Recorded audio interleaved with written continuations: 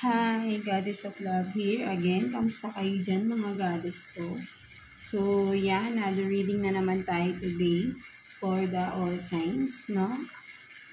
Tignan natin, no? Anong iniisip ng sabihin natin, sino ang nag-iisip sa inyo at ano ang iniisip nila or nitong person na ito sa inyo, no? Mga goddesses ko. So, yeah.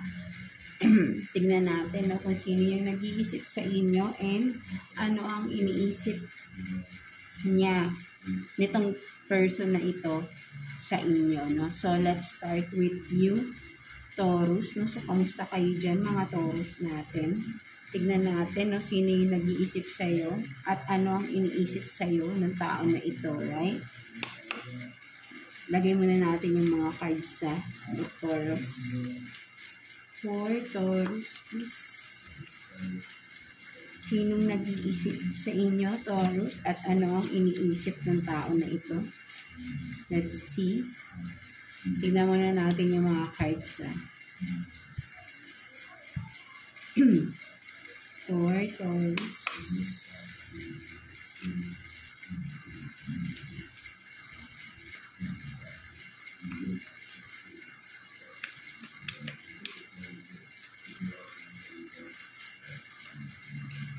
Sino yung nag-iisip sa inyo, mga Taurus natin, at anong iniisip ng tao na ito sa inyo, Taurus? No, tignan natin. Kunin muna natin yung mga cards for Taurus.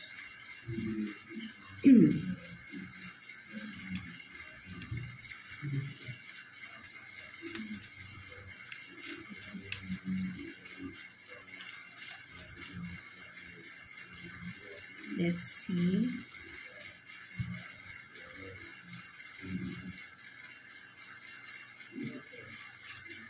So, you have this, no, vibrant apparel. So, ang tao na ito, Taurus, is mahilig siya sa mga matitingkad na kulay ng damit, no? So, nagsusuot ito ng mga matitingkad or sabihin natin, pwede rin yung mga dark colors na yung as in yung kitang-kita mo yung mga kulay, no, na mga something like that, no. So, vibrant apparel. So, ang nakikita ko rin din dito, Taurus, this person is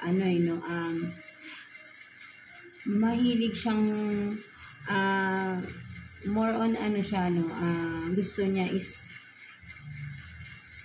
maano siya, no, yung gusto niya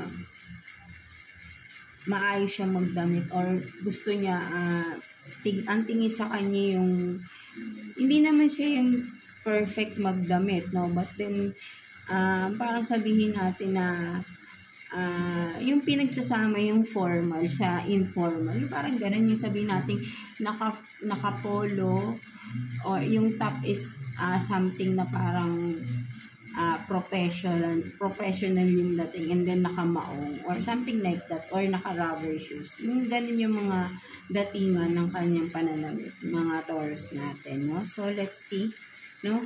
Sino ba itong tao na ito na nag-iisip sa inyo? So, you have this King of Pentacles in reverse, and then Two of Pentacles in reverse. So, ang nakikita ko rito, Taurus, no, this person is someone na sabihin natin na disappoint ka, no, sa tao na ito. Ito yung tao na na-disappoint ka, no?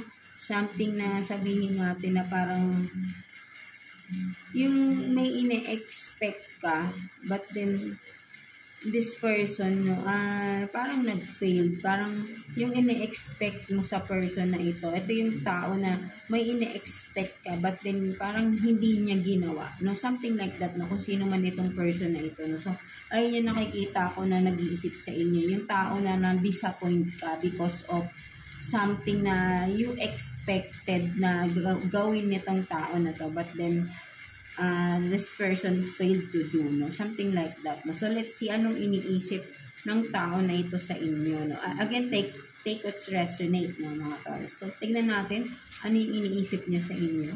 So, you have this, the Magician in reverse. And then, 6 of Pentacles. No? So, ang nakikita ko rito, no, parang nakikita ko sa kanya, iniisip ng tao na ito is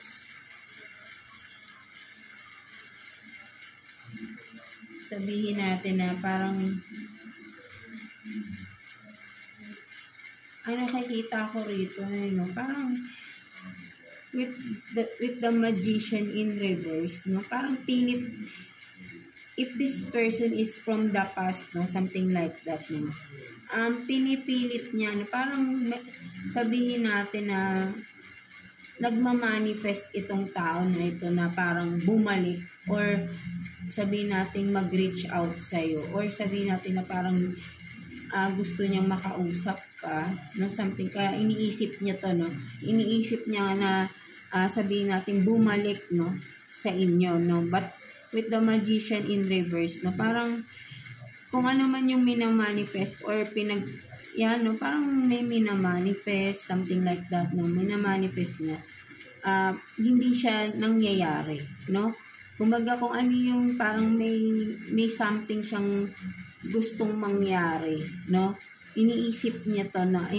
sa inyo na parang dapat nangyari ito sa atin, no, parang gano'n, na parang meron siyang mga reminiscing from the past, no, na sana ay nangyari, no, but then still, no, hoping, no, this person na sana nangyari yung mga bagay na yun, or kung ano man ito, no, na siguro nga dahil nga may ine-expect ka pero hindi niya nagawa, no, so ayun yung iniisip niya na sana ay nagawa niya or ginawa niya, no, nung time na yun, no? So ayun yung nakikita ko dito, no? So iniisip ng tao na to, no, parang nanghihinayang siya na sana ay ginawa niya yun, no, kung ano man yun, no? So ayun yung nakikita ko rito, no, mga Taurus natin, no.